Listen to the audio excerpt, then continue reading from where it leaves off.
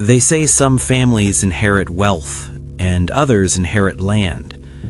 But in the deep woods of the Ozarks and the quiet stretches of the Midwest, some families inherit things they can't explain. Tonight we're looking at 12 terrifying accounts passed down through one bloodline, a collection of encounters with the hidden ones. No names have been changed, but the locations have been kept vague to protect the property values of the houses involved. If you've ever felt like you weren't alone in an empty room, pay attention. These stories might just tell you why.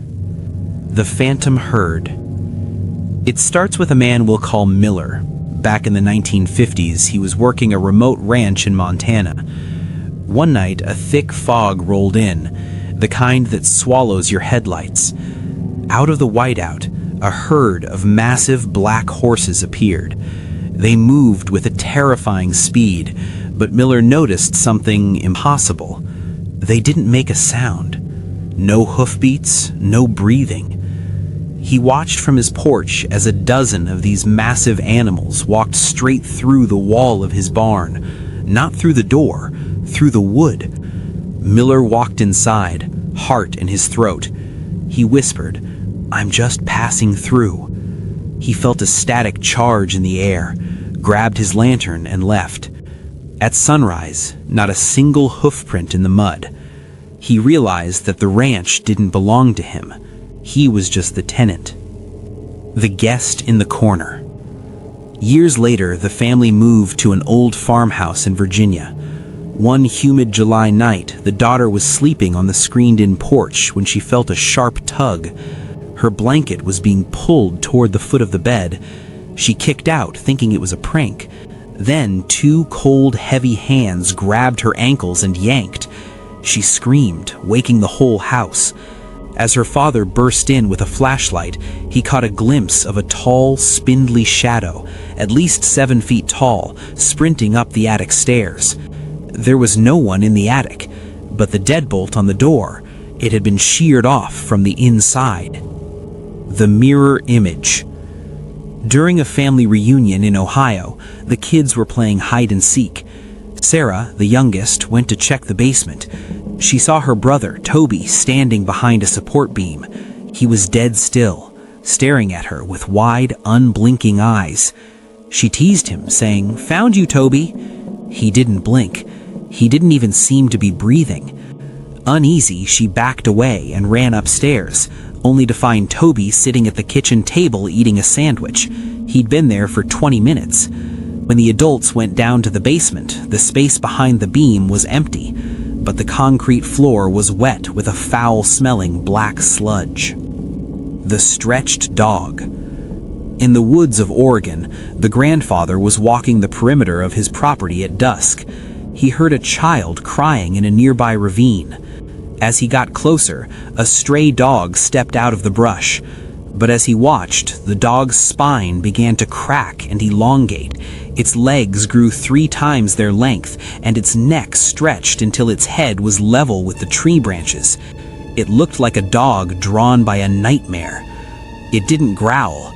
It just mimicked the sound of the crying child one more time before disappearing into the pines. The graveyard shift. The family skeptic and Uncle Jack always laughed at these stories. He said the woods were just full of active imaginations. One night, while driving past an abandoned colonial-era cemetery, his truck stalled. Standing by the iron gates were 2 kids in overalls. Jack got out to help, but they just stared at him. He told them to get home, and that's when their bodies started to unravel. They grew tall, their limbs stretching like rubber, their faces smoothing over into featureless masks. One of them spoke in a voice that sounded like grinding stones. "Do you believe in the dark now, Jack?" He left the truck and didn't stop running until he hit the town line. The lady in the fog and the wide smile. In a small New England town, a relative saw a woman in a white dress standing on top of a 10-foot wall. She was hypnotic. She beckoned him up.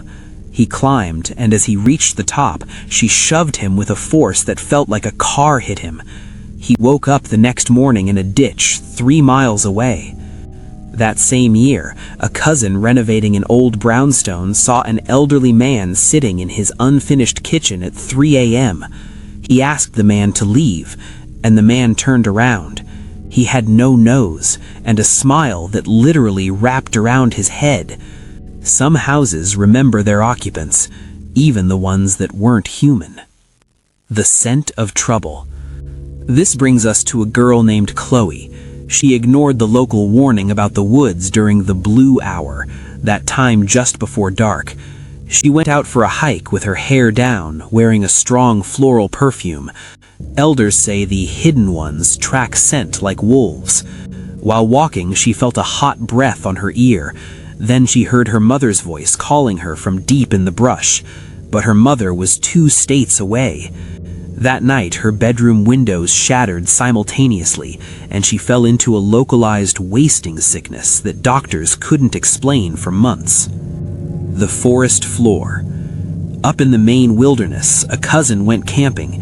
He accidentally set up his tent over a fairy circle, a perfect ring of mushrooms.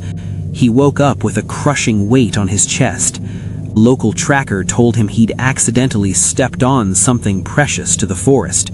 He wasn't haunted.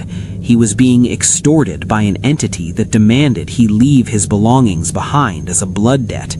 He left his truck and his gear and never went back to those woods. The sky shadow and the hairy guest.